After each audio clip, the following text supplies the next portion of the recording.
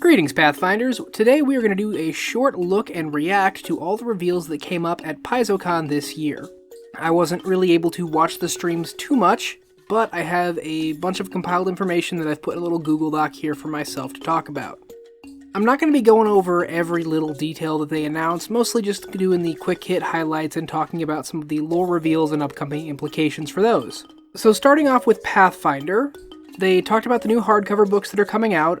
So Player Core 2 is obviously the big one. It's going to reintroduce all the other classes from the original part of 2nd edition that have not yet been remastered. So Barbarian, Champion, Monk, Investigator, Oracle, Alchemist, Swashbuckler, I believe that's all of them.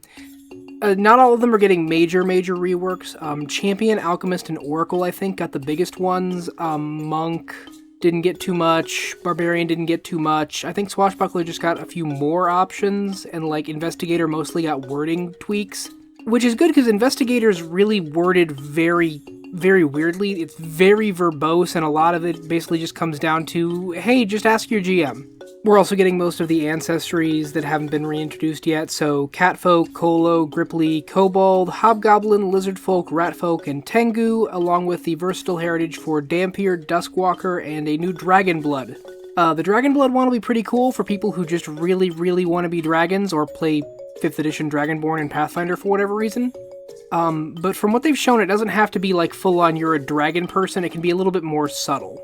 They also talked about the upcoming Tian Sha Player's Guide, which is just going to have a bunch of options from, Tian Sha for players to use. A bunch of new ancestries, they've gone over that in a couple of different places before.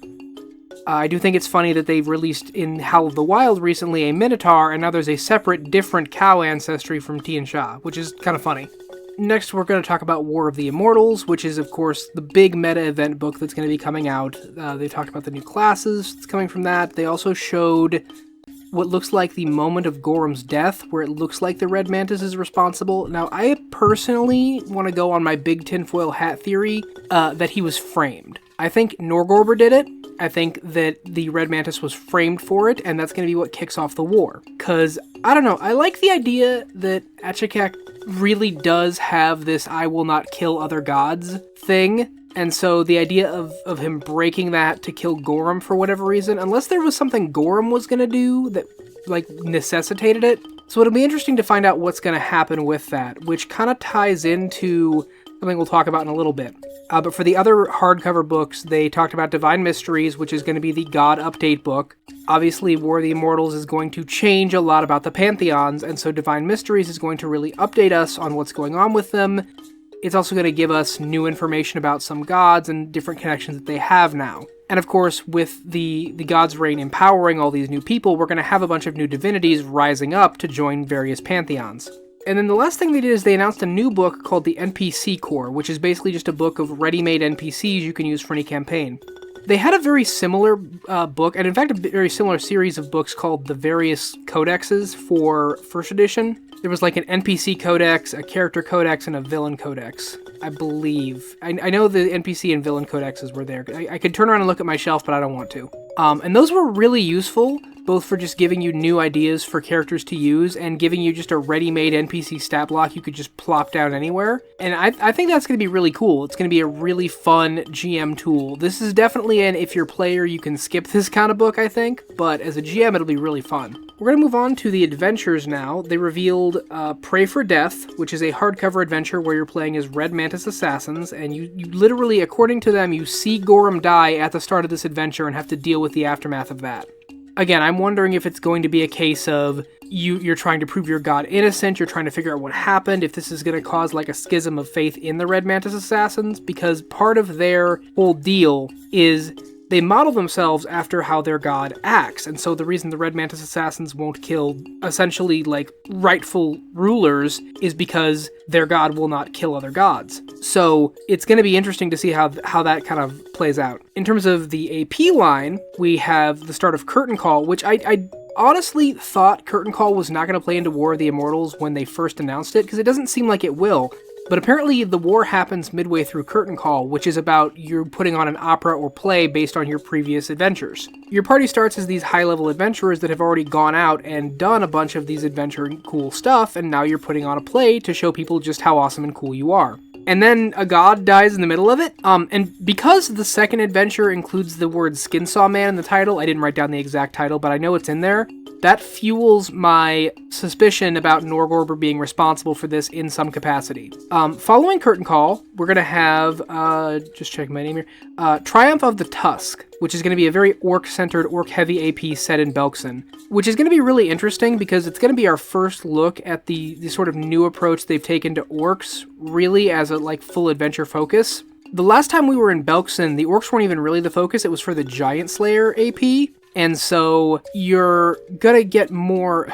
How do I phrase this? It's going to be interesting to see more of orc society from their own perspective, especially because a lot of the orc pantheon is apparently taking some big hits as a result of War of the Immortals. So that'll be really interesting to see. And they've also announced the AP after that, which is going to be Spore War, which is going to be against Tree Razor. I believe they said you start at level 11 or 10, and it's going to be a campaign against Tree Razor in Kyonin, which is going to be really interesting. I'm getting a lot of like Wrath of the Righteous 2 vibes from it, because again, it's almost like Tanglebriar is like a mini World Wound, right? And so Tree Razor being this sort of big, constant back of everyone's mind antagonist just kind of sitting in Kyonin, it's going to be interesting to see him potentially fall. Although, I almost think it would be more interesting if they found a way to, like, not kill him.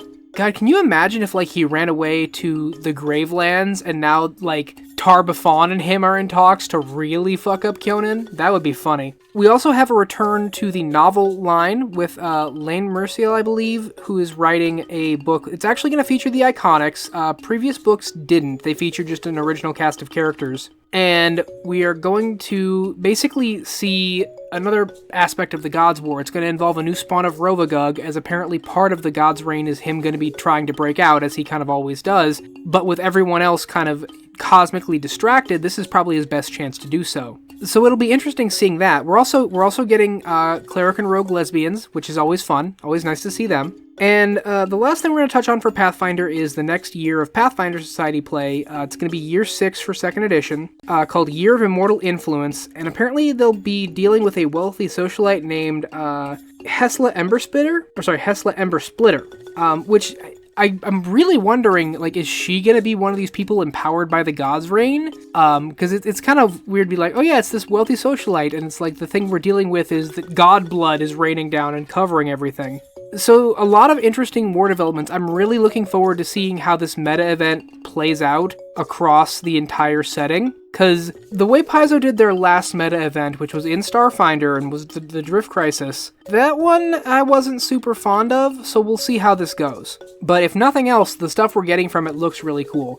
I think they also briefly touched on Battlecry, but I couldn't find anything that like really talked about anything new other than just being like, hey, the playtest is ongoing. So moving on to the other big line, Starfinder. Now, I was kind of thinking for a while before they announced it last year that we were probably either going to see a sunsetting of Starfinder or a 2nd edition for Starfinder, and 2nd edition is what we got, because they were kind of ramping down their Starfinder production, which kind of, to me, signaled they were either not getting as much of a return on it and were thinking of scaling it back, or they were going to try and revitalize it by tying it into their 2nd edition stuff. Apparently a lot of 2nd edition stuff had to get sort of waysided by the remaster project, and it's unfortunate that we're never going to see that stuff for 1E, but a lot of it'll be rolled forward into 2nd edition. Obviously, like, 2E is the big topic. They did touch briefly on the last 1E AP, which was Mechageddon. I'm not super jazzed on them doing the hardcover APs only for Starfinder. I'm hoping that that's just a case of we didn't have the time and resources to, like,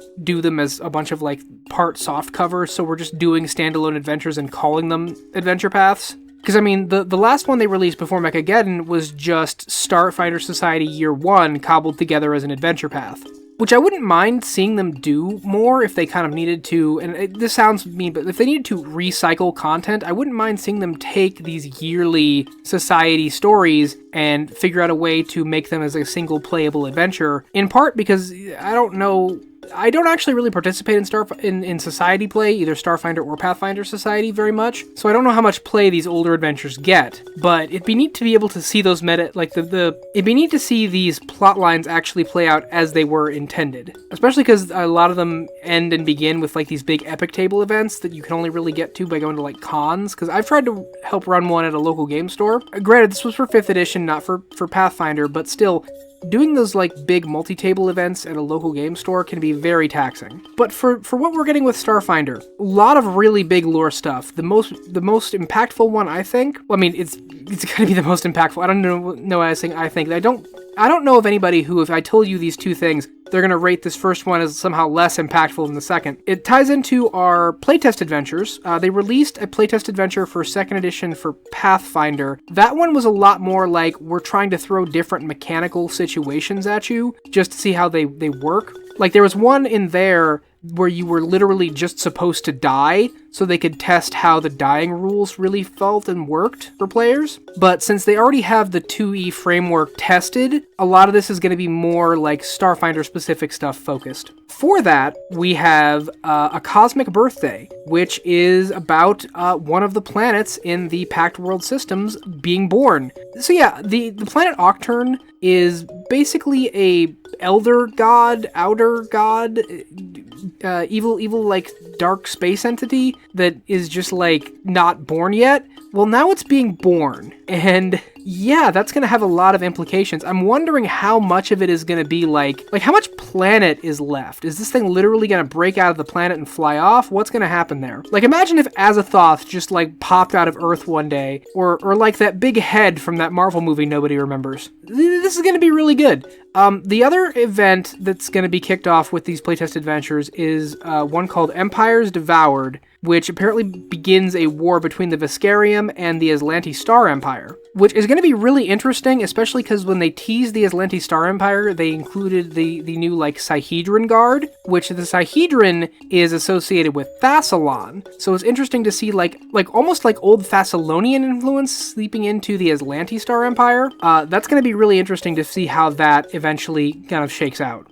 They talked a lot about their approach to what's going to be coming with the game. The big thing, of course, is that Starfinder 1st Edition prided itself on having a plethora of available ancestries. You could play as so many different aliens. They wanted the whole, like, you walk into a Star Wars cantina and there's 15 different weird-looking guys. Now, the ancestry system for Pathfinder is a lot more complex, which means the ancestry system for Starfinder is also going to be more complex. So there's going to be a lot more room to grow with these various species, but it also means there's going to be a lot less, I think, of them. They've said they want to try and make sure they get as many of them out as they can, and to keep including the really weird ones, like the cloud-floating jellyfish that can merge with people, or like the spiders that just sort of fly around, or the monkeys with 7 genders. But I do wonder how much they're gonna have to kind of limit their output on that.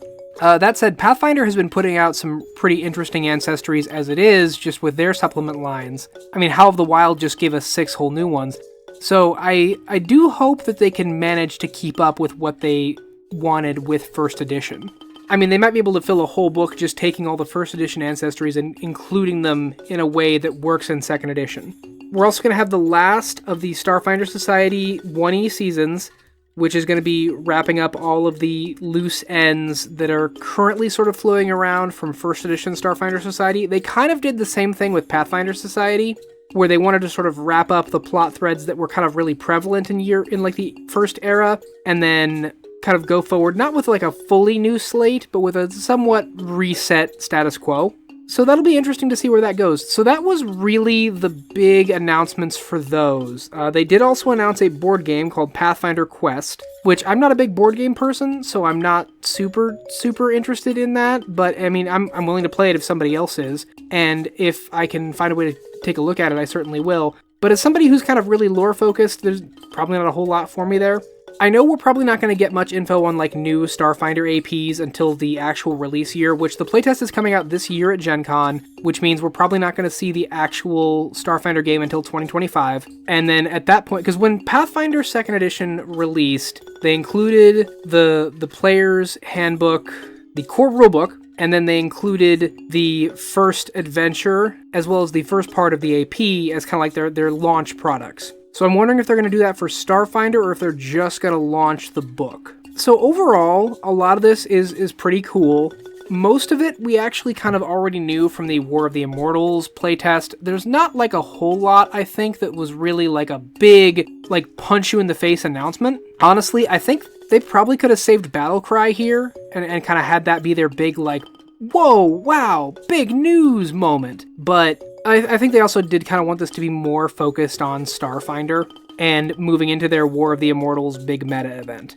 As always, I'm really curious to see where everything goes. I think we're going to have some really, really big lore shakeups. I mean, obviously, one of the gods dying is just huge, but this is probably the biggest shakeup to everything that's going on like the Inner Sea and Galarian since the end of first edition, where they like grave nuked Last Wall off the planet and created the Gravelands. So there's a lot of really interesting implications going forward that I'd be really happy to see, and I'm really curious to see who all other than Gorham is going to die. I know he's the only one of the core 20, but we have a lot of really interesting minor gods that might be offed by this, and it's going to be really interesting to see like who's fighting who and who's grabbing for power. So yeah, my reaction is just kind of casually optimistic. I'm sorry I don't have anything really more bombastic to say about it, but it's just all like, hey, here's more really cool good stuff. And there's a lot of like really nitpicky weedy details I could get into, but none of them like super duper interest me. There's a lot you can find out more on, like a bunch of new gods you can see if you read their panels and stuff. But I didn't want to be just full on like regurgitating their entire panel to you. So for now, that's going to be it from me. A couple of minor notes before I go. I am trying to resolve the sound issue that has been kind of cropping up a little bit where the videos come out a lot quieter than I intended. This is not me speaking very quietly. I am